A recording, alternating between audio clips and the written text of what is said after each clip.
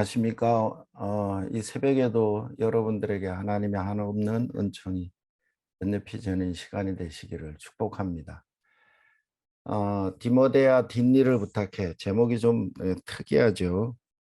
예, 제가 대전 말씀 사역센터장이라고 얘기했는데 그렇게 하면 좀 거창하고요.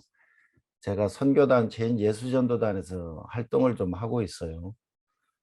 하고 있는데 이제 그 SBS라고 저희는 부릅니다마는 기나법적 성경 연구 학교가 이제 SBS예요. 아, 그 이제 공부를 하고 마친 사람들이 이제 모임을 갖는 그런 센터이기도 하죠. 어쨌든 말씀을 기나법적으로 좀 찾아보자, 연구하자라고 하는 모임입니다. 그래서 제가 디모데서를 이제 강의를 하면서 지난주에는 디모데전서를, 이번 주에는 디모데 후서를 이렇게 강의를 해야 되는데, 처음에는 이제 PPT를 사용해서 우리 고강태 선교사님이 강의를 해달라고 얘기했는데, 막상 그렇게 준비하려다가 보니까 설교 시간 가지고는 될 것 같지 않아 가지고 이렇게 디모데 전서를 요약을 하고 디모데 후서의 일부분을 발췌하고 이러는 방법으로 새벽 시간을 이렇게 마련했습니다. 오늘은 디모데 후서를 살펴보려고 하는데요. 디모데 후서는 아버지가 사랑하는 아들을 빨리 만나고 싶은 간절한 마음으로 편지를 쓰고 있는 그런 내용처럼 보입니다. 디모데 전서의 내용은 사도 바울 선생님이 3차 전도여행을 끝나고 난 다음에 로마 감옥에 로마 황제에게 재판을 받기 위해서 로마로 가게 되죠. 그래서 2년 동안 가택연금을 받으면서 이제 황제 재판을 기다렸습니다. 그때는 이제 좀 자유로워서 복음을 전하기도 쉬웠고, 그리고 또 여러 주변 사람들과 만날 수 있는 그런 기회도 많았죠. 그러다가 석방이 되게 됩니다. 항상 바울은 디모데를 2차 전도 여행 때부터 계속 같이 데리고 다녔는데, 사도 바울 선생님은 서바나 끝까지 복음을 전하고 싶어하는 그런 마음이 있었기 때문에 4차 전도 여행을 하고 싶었던 거예요. 그래서 이제 에베소를 거쳐서 이제 마게도냐를 거쳐서 이렇게 쭉 해서 로마 쪽으로 해서 이제 서바나로 가고 싶어 했겠죠. 그런데 사도 바울 선생님이 마케도냐로 갈 때에 느닷없이 별로 원하지 않는데 디모데를 갖다가 에베소에 남겨두게 됩니다. 그래서 디모데전서 1장을 보면은 내가 너를 에베소에 머물라 한 것은 이라고 이렇게 시작하면서 편지를 쓰게 되죠. 에베소 교회는 이제 문제가 많은 교회였죠. 그리고 이제 복음을 전했는데 갑자기 이제 문제가 생기게 됩니다. 그것은 이제 네로의 피팍이 AD 64년경에 시작이 됐는데 그 로마 대화재가 64년경에 발생을 하게 되죠. 그래서 로마의 5대 황제 네로가 그 화재의 그 방화범으로 기독교 유대인들을 지목하기에 이르러요. 사람들은 로마 황제였던 이 네로가 불을 냈다고 민심이 일파만파 이렇게 퍼지게 되니까 네로 황제가 그 방화의 주범을 기독교인으로 지목하게 됐어요. 그래서 초기 기독교는 지난 30년 동안에 유대교 유대인들의 복음 전파 방해와는 비교할 수 없을 정도로 큰 위기를 맞게 됩니다. 그래서 기독교인들을 본보기로 기독교인들을 또 한편으로는 그들에게 모든 죄를 뒤집어 씌우기 위해서 초기 사역자들이었던 약 200명 정도를 갖다가 감옥에 투옥하고 아주 처참하게 이렇게 그들을 박해하기 시작을 했습니다. 사도 바울도 갑자기 에, 그 복음을 전하다가 이때 체포가 됐던 거예요. 그래서 2차 투옥이 되게 됩니다. 그러니까 1차 투옥의 제목과는 다른 범법자로 방화범으로 체포가 되게 되는 거죠. 그 결과 2장 9절에 보니까 죄인과 같이 매이는 데까지 고난을 받고 있었고요. 또 4장에 이르러 보니까 4장 6절에 보면은 전제와 같이 내가 벌써 부어지고 나의 떠날 기약이 가까웠도다 하면서 자신의 죽음을 임박한 죽음에 대해서 이미 느끼고 있었죠. 이로 인해서 다른 사람들의 상황을 보게 되면은 디모데후서 1장 7절을 보면은 그들에게 두려워하는 마음이 있었던 것 같아요. 그 마음은 디모데에게도 똑같이 있었어요. 그리고 8절과 1장 8절과 16절을 보면은 사도 바울 선생님이 이 감옥에 갇혀 있는 것, 수감되어 있는 것을 아주 부끄러워하고 있고, 그로 인해서 사도 바울이 전해줬던 복음에 대해서도 부끄러워하고 있었던 것 같아요. 1장 15절에 보면은 소아시아의 거의 모든 성도들은 죽음이 두려운 나머지 도망쳐 버리게 됩니다. 그 중에 부겔로와 허무겐에도 있었죠. 4장 16절에 그래서 사도 바울이 말해요. 처음 변명할 때에 변호해 주는 사람이 한 명도 없었고 오히려 버렸다. 이렇게 표현하고 있죠. 편지를 쓰고 있는 바울의 현재 상황을 보면은 그는 차가운 감옥에서 주위에 떨면서 외로이 죽음을 기다리는 그런 처지를 보이게 됩니다. 이런 바울의 현재 모습을 보면서 디모데는 어떤 생각을 했을까요? 감옥에 갇혀서 메인 곳에서 죽음을 기다리는 영적 아버지 바울의 현재 모습이 조만간 디모데 자신이 만날 자신의 미래라는 생각이 들지 않았을까요? 같은 길을 가고 있으니까 바울이 디모데보다 한 발 더 앞서서 앞에서 가고 있었으니까 그렇게 생각하지 않았을까요? 그러면은 지금 에베소에 있는 디모데에게 바울은 무엇을 말하고 싶어 했을까요? 2장 3절에서 복음과 함께 고난을 받아라 이렇게 얘기합니다. 그러므로 너는 내가 우리 주를 증언함과 또는 주를 위하여 갇힌 자 된 나를 부끄러워하지 말고 오직 하나님의 능력을 따라 복음과 함께 고난을 받아라. 바울은 디모데를 자신의 현재 자리로 오라는 초대를 하고 있는 겁니다. 체포되어 있고 구금되어 있고 곧 죽게 될 것 같아요. 그곳으로 오라는 거예요. 그곳은 많은 사람들, 박해자 네로가 통치하던 로마, 바로 그런 죽음의 도시로 오라는 거예요. 그렇다면 바울은 디모데를 이 박해의 현장 로마로 초대하고 있는 거죠. 그토록 위험한 곳으로 사랑하는 아들이라고 표현하는 이 디모데를 초대하는 이유는 무엇일까요? 아마도 그 자리가 어떤 자리인지를 눈으로 보여주려고 하지 않았을까요? 그래서 빨리 오라고, 겨울 전에 오라고 그렇게 부르지 않았을까요? 어찌 보면은 바울은 반드시 로마에서 죽게 돼 있어요. 그걸 예감하고 있어요. 바울이 죽어가는 생을 마감할 그런 자리가 어찌 보면은 디모데가 새롭게 출발할 자리가 되는 거죠. 아버지 바울의 현재를 이어받은 아들 디모데의 미래가 시작될 자리라는 겁니다.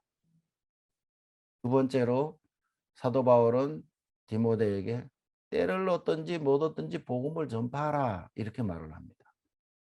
오늘 읽었던 본문에도 나와 있죠.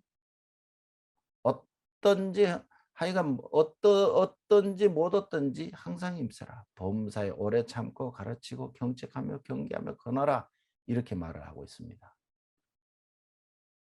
그리고 바울은 이 편지에서 많은 사람들의 이름을 오르내리고 있어요. 자신을 어렵게 한 사람, 자신에게 도움을 준 사람, 현재 가치 있는 사람, 이런 여러 사람들의 이름을 얘기하고 있어요. 디모데가 이런 사람들을 잘 구별해서 그런 사람들의 특징이 뭐고 무엇을 경계해야 되고 또 무엇을 자기가 추구해야 되는지 가까이 해야 되는지를 자세하게 아버지가 아들에게 지금 알려주고 있는 거, 팁을 주고 있는 것 같아요. 어쨌든 여전히 에베소에는 문제가 있었어요. 디모데 전서의 편지에도 불구하고 에베소 교회는 여전히 이단 문제로 어려움을 겪고 있었어요. 2장 16절에서 18절을 보게 되면은 망령되고 헛된 말을 하는 자들이 있었고요. 그들은 점점 경건치 아니하는 자리로 점점 나아가고 있었고요. 그들의 말은 악성 종양과 같은데 후메네오와 빌레도가 그런 사람들이었죠. 진리에 관해서는 저희가 그렇댔어요.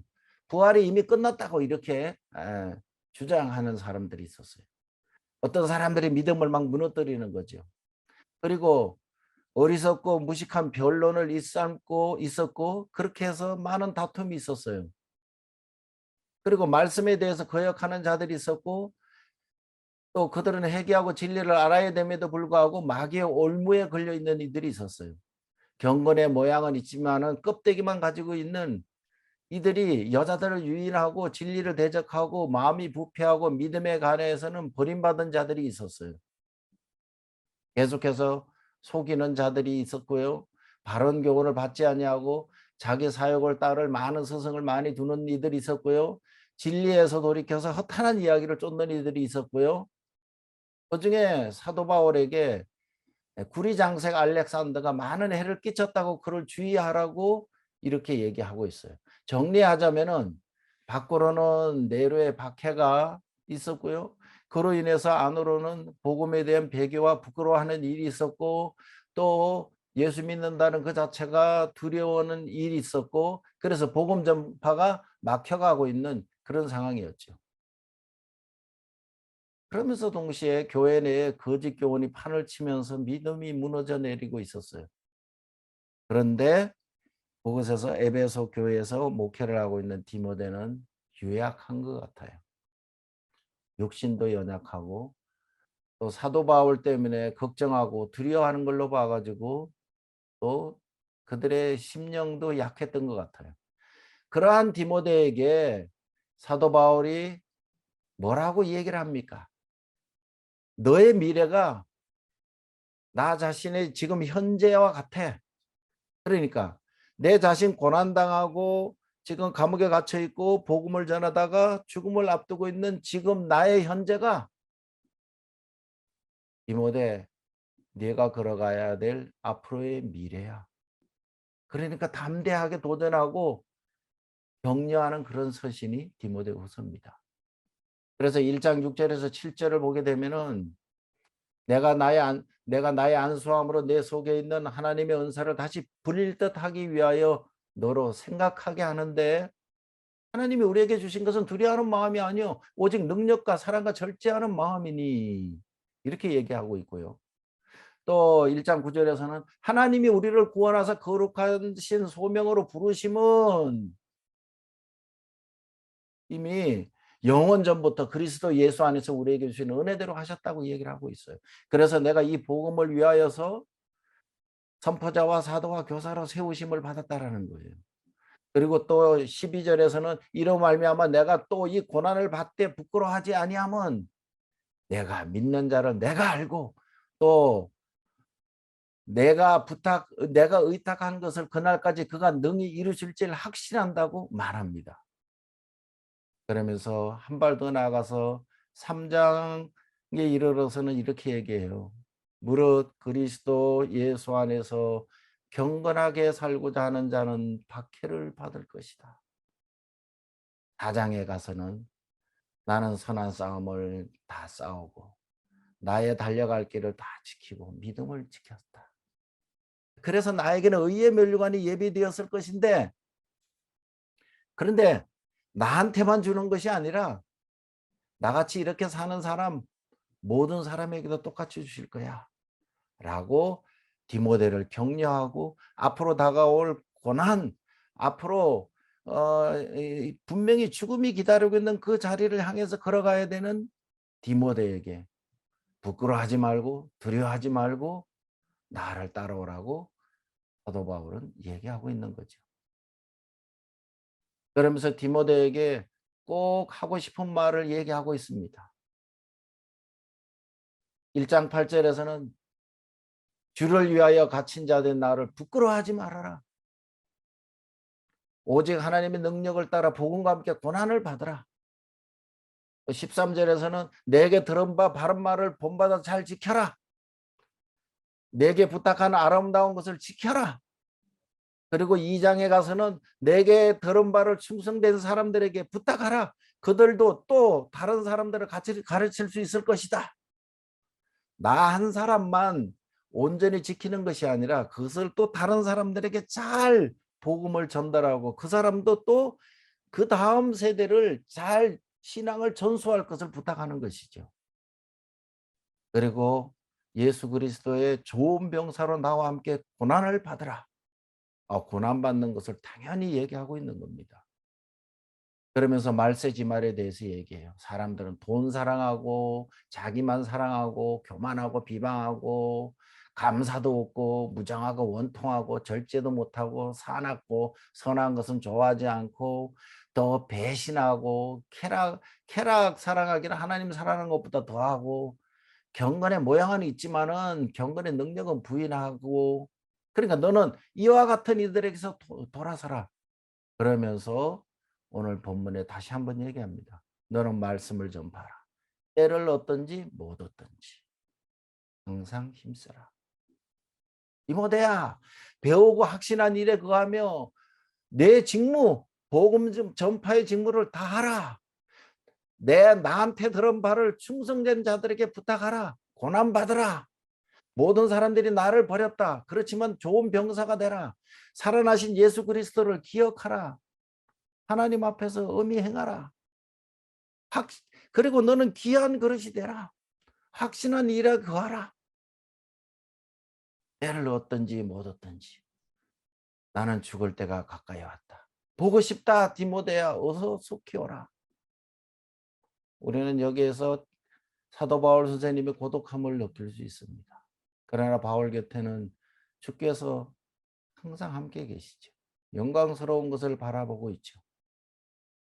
저는 디모데서를 보면서 디모데의 마음과 심령과 현재의 상황과 그가 가지고 있는 신앙관이 어땠는지, 그가 무엇을 바라보고 있는지 저는 그것이 궁금했어요. 바울이 지금 바라보고 있는 것, 바울이 그토록 죽음을 앞두고도 디모데에게 그렇게 말을 할 수 있는 것.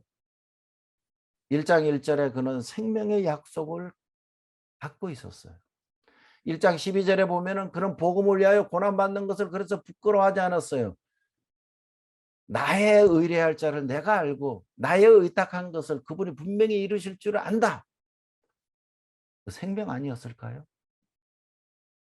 그래서 나는 병사를 모집한 자를 기쁘게 하려는 그 사람처럼 나는 당연히 고난받는 것을 두려워하지 않는다. 택하신 자를 위하여 모든 것을 참는다고 2장 10절에서 얘기하고 있어요. 2장 12절에서 왜 참을 수 있느냐? 참으면 또한 함께 왕 노릇할 것을 자기가 믿고 있기 때문이라는 거예요. 그러니까 그의 나타나실 것과 그의 나라, 그러니까 심판하실 주님을 그는 바라보고 있어요. 자신이 떠날 기약의 가까움도 보고 있었지만은 그럼에도 불구하고 나는 앞에 분명한 확신에 찬 믿음이 있었기 때문에 자신이 바라보고 있는 천국이 있었기 때문에 선한 싸움, 달려갈 길을 마침 믿음을 지키었다라고 하는 것을 이야기하고 있는 거예요. 그러면서 주 곧 의로우신 재판장이 그날에 내게 주실 것이다. 확신에 차서 그는 얘기하고 있죠. 그러나 반대로 복음을 전하는 사도 바울을 그처럼 어렵게 한 해를 보인 자, 불의 장세가 알렉산더, 하나님이 그 행한 대로 갚아주실 것이다. 이것도 보고 있었어요. 자신이 직접 원수 갚지 않지만은 하나님은 분명히 심판하실 거라고 하는 것을 믿고 있었어요. 그리고 4장 17절에 보면 고난 중에도 함께 계시며 힘을 주시는 것을 그는 보고 있었어요. 주께서 내 곁에 서서 나를 강건케 하심을 보고 있었다는 거예요. 또 18절에 보면은 주께서 나를 모든 악한 일에서 건져내시고 천국에 들어가도록 구원하실 것을 보고 있었어요. 결론적으로 바울은 예수 그리스도의 심판 무대를 봄으로 달리고 견디고 마쳤다. 이렇게 얘기하고 있어요. 자기가 얻게 될 의의 면류관을 위하여서 바울은 달려갈 길을 달렸습니다. 후회 없는 인생을 살았습니다. 그의 사역은 평안했을까요? 아니지요. 사도행전 21장 27절을 보게 되면은 예루살렘에서부터 줄곧 제수의 몸으로 쫓기는 몸으로 핍박받고 고난받고 40에 하나 가만매를 여러 번 맞고 그리고 난파되고 굶고 배고프고 헐벗고 굶주리고 이랬다고 얘기했어요. 말년에는 자기의 외투를 가져오라고 할 정도로 지금 추위에 떨고 있는 것이죠. 이게 사도 바울이 바라본 것이 있었기 때문이죠. 오늘 우리를 부르신 하나님 앞에 온전하게 섰으면 좋겠습니다. 이미 우리들에게 믿음 주셨죠. 그 믿음을 통하여 우리는 결단하고 우리의 사역은 시작됐습니다. 저는 중학교 2학년에서 3학년 올라가는 그 봄방학 때 주의 종이 되겠다고 서원을 하고요. 그리고 이 길을 걸어왔어요. 한 번도 다른 데로 가본 적이 없었던 것 같아요. 그런데도요, 흔들릴 때가 많아요. 우리들에게 믿음 주셔서 결단까지 했는데, 사역의 현장까지 나왔는데, 또 오랫동안 사역했는데, 근데 결론은 지금 현재의 상황은 낙담 가운데 계신 분들이 있을 수 있어요.